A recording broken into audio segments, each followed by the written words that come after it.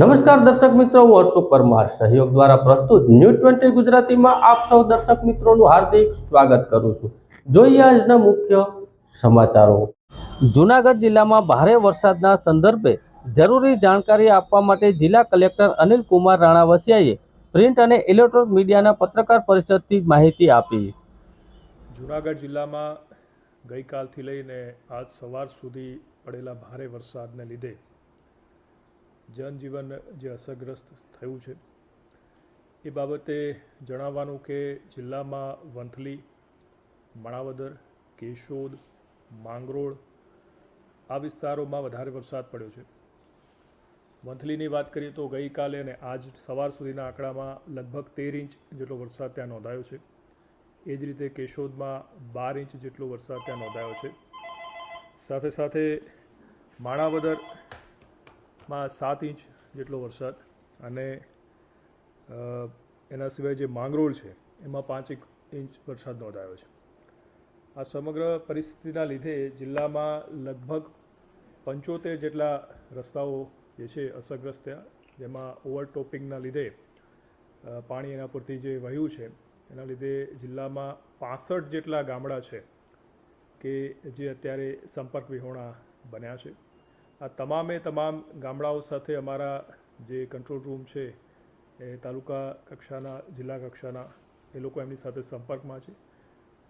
ગામડાઓની અંદર કોઈ એવા હજી સુધી લોકોને મોટાભાગે શિફ્ટિંગ કરવું પડ્યું હોય એવી પરિસ્થિતિ નિર્માણ થઈ નથી, પરંતુ પ્રિકોશનના ભાગરૂપે આ તમામ રસ્તાઓ પરથી અવરજવર અમે બંધ કરાવી છે। એસટીના પણ 14 જેટલા જે રૂટ છે એ પણ અમે આ પરિસ્થિતિ લીધે બંધ કરાવ્યા છે।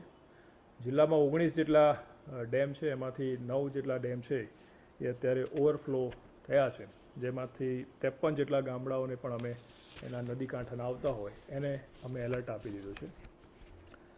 અત્યાર સુધીમાં માંગરોળમાં એક કાચા મકાન પડવાની ઘટના થઈ અને જે માળિયા તાલુકાના કાત્રાસા ગામે કોઝવે પરથી એક ઇકો ગાડી ડ્રાઈવર સાથે તણાઈ હતી, પણ સદનસીબે ગાડી અને ડ્રાઈવર બંને મળી ગયા છે ને ડ્રાઈવર પણ સેફ છે, એટલે જાનહાનિ જેવો કોઈ પ્રસંગ જિલ્લામાં અત્યારે બન્યો નથી। એગ્રી ફીડરની વાત કરીએ તો તાલુકામાં લગભગ 40 જેટલા એગ્રી ફીડર આના લીધે અસરગ્રસ્ત થયા છે અને 3 જેટલા જે છે એ ગામતલના જે જ્યોતિ ગ્રામ ફીડર છે એ અસરગ્રસ્ત થયા છે અને પીજીવીસીએલની ટીમ સતત એમાં કામ કરી રહી છે। જેમ જેમ પાણી ઓસરતા થશે એમ અમે વીજ પુરવઠો છે એ પણ પૂર્વવત કરી દઈશું એવું અત્યારે ઝુંબેશના રૂપમાં ચાલી રહી છે। વિવિધ ગામો પરથી કંટ્રોલ રૂમ પર જે ફરિયાદો આવે છે એનું નિરાકરણ કરવામાં આવે છે। કોર્પોરેશનમાંથી પણ 18 જેટલી ફરિયાદો એમના કંટ્રોલ રૂમ પર મળી હતી। એમાં મોટાભાગે નાની મોટી જગ્યાએ પાણી આવવાની સાથે સાથે ખાડા પડી જવાની જે ફરિયાદ હતો એમાં પણ કોર્પોરેશન અત્યારે કામગીરી કરી અને સ્થિતિ પૂર્વવત કરવાનો પ્રયત્ન કરી રહી છે। આગામી સમયમાં પણ આજે પણ આપ જોશો તો ઓરેન્જ એલર્ટ છે, એટલે અમે અમારી સમગ્ર ટીમ જે છે અત્યારે એલર્ટ પર છે। લોકોને પણ અમે આપના માધ્યમથી અપીલ કરીએ છીએ કે જરૂર ન હોય તો બિનજરૂરી અવરજવર કરશો નહીં અને સેફ સ્થળે એસડીઆરએફ કેશોદમાં છે અને એસડીઆરએફ અહીંયા સિટીમાં રાખેલી છે। ગઈકાલે કેશોદ માંગરોળ હાઈવે પર એક જગ્યાએ એક બસ ફસાઈ હતી, એમાં લગભગ 26 જેટલા પેસેન્જર હતા, પરંતુ એસટીના ડ્રાઈવરની જે કાળજીના ભાગરૂપે એમને એ જ્યાંથી પાણી ઓવરટોપ થતું એ રસ્તા પર એમને ગાડી ચલાવી ન હતી અને સાઈડમાં જ રોકી લીધી હતી, એટલે એ પણ એક સાવચેતીના ભાગરૂપે આપણે એનડીઆરએફને પણ ત્યાં મોકલી અને લોકોને ત્યાંથી રેસ્ક્યુ કરાવ્યા હતા। અને એ આપ જોશો કે કાળવા છે, સોનરખ એમાંથી પણ અત્યારે ફ્લો ચાલી રહ્યો છે, પરંતુ જંગલ વિસ્તારમાં પણ અમે ડીસીએફ બંને સાથે વાત કરી છે, પણ જંગલ વિસ્તારમાં પણ કોઈ વન્યજીવોમાં કોઈ નુકસાની થઈ હોય એવા પણ કોઈ રિપોર્ટ અત્યારે નથી। જૂનાગઢમાં આવેલ સાબરપુર પાસે ભગવતી ઓટો ટાટા મોટર્સ દ્વારા મનીષભાઈ રૂપાલિયાની પુણ્યતિથિ નિમિત્તે બ્લડ કેમ્પનું આયોજન કરવામાં આવ્યું। જૂનાગઢમાં આવેલ સાબરપુર ખાતે ભગવતી ઓટો ટાટા મોટર્સ દ્વારા મનીષભાઈ રૂપાલિયાની પુણ્યતિથિ નિમિત્તે રૂપાલિયા પરિવાર દ્વારા મહા બ્લડ કેમ્પનું આયોજન કરવામાં આવ્યું હતું।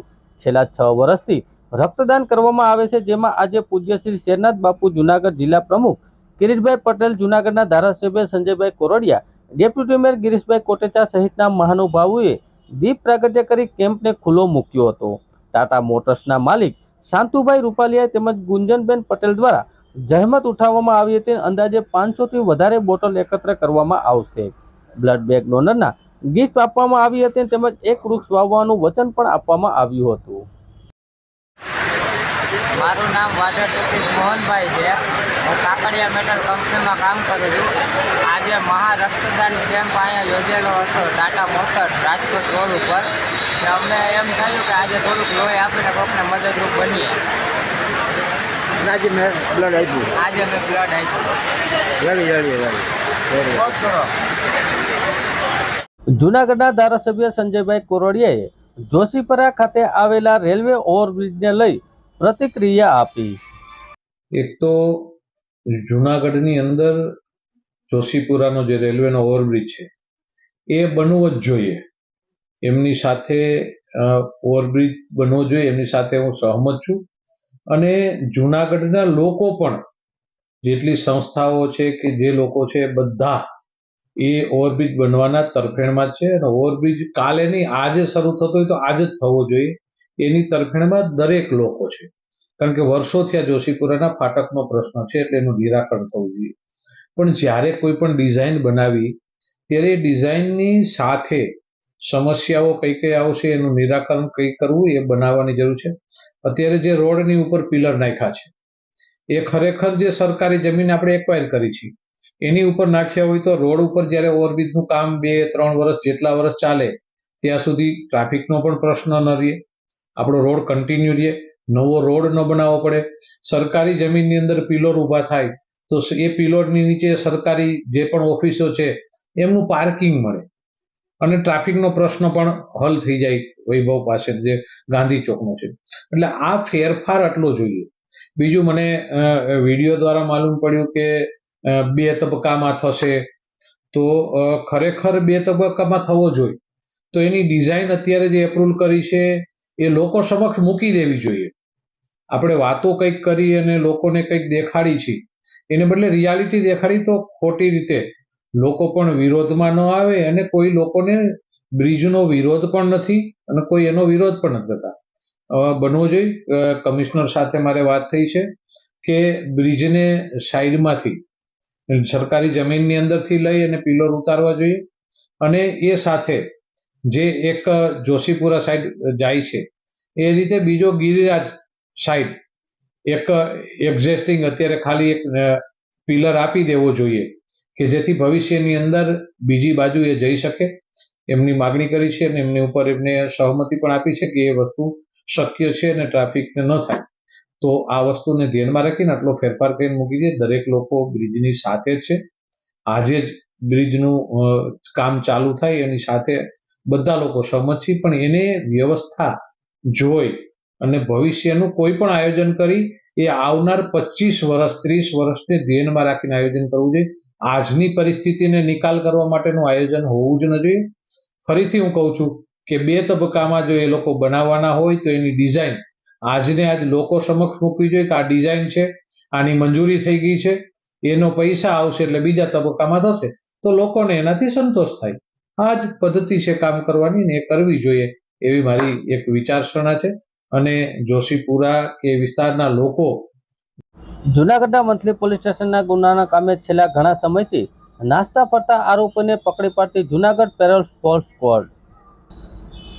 જૂનાગઢ જિલ્લામાં તથા ગુજરાત રાજ્યમાં જુદા જુદા પોલીસ સ્ટેશનમાં ગુનાના કામે નાસ્તા ફરતા આરોપીઓ તથા જેલ ફરારી કેદોને પકડવા સારું ટેકનિકલ સોર્સ તથા હ્યુમન ઇન્ફેક્શનનો ઉપયોગ કરી કાર્યરત હતા. તે દરમિયાન એએસઆઈ ઉમેશચંદ્ર એમ વેગડા તથા પોલીસ કોન્સ્ટેબલ દિનેશ છૈયા તથા પોલીસ કોન્સ્ટેબલ પ્રવીણસિંહ મોરી તેઓ સંયુક્ત બાતમી હકીકત મળી કે જૂનાગઢના વંથલી પોલીસ સ્ટેશનના ગુનામાં નાસ્તો ફરતો આરોપી દિનેશ જગદીશ બારૈયા જૂનાગઢના ગણેશનગર ગામમાં ઓટો પાસે ઉપરોક્ત ગુનાના કામે પોલીસને પકડી ઘણા સમયથી નાસ્તો ફરતો હતો. તેને હાલ રહેણાંક મકાનના ગણેશનગર ગાયના ઓટા પાસે હોય તેવી હકીકત મળતા હકીકતના આધારે આ જગ્યા ઉપર ખાતરી કરતા ટેકનિકલ સોર્સ અને હ્યુમન ઇન્સ્પેક્શન દ્વારા વોચ તપાસ રહેતા મજબૂર આરોપી ઉપરાંત બાતમીવાળી જગ્યા ઉપર મળી આવતા તેનું નામ હાલ પૂછતા તેનું નામ દિનેશ જગદીશ બારૈયા જૂનાગઢના ગણેશનગર ગાયના ઓટા પાસે બતાવતા મજબૂર આરોપી ઉપરાંત ગુના નામે નાસ્તો ફરતો હોવાની બાતમી મળતા જૂનાગઢ વંથલી પોલીસ સ્ટેશનના ગુનામાં ઘણા સમયથી નાસ્તા ફરતા આરોપીઓને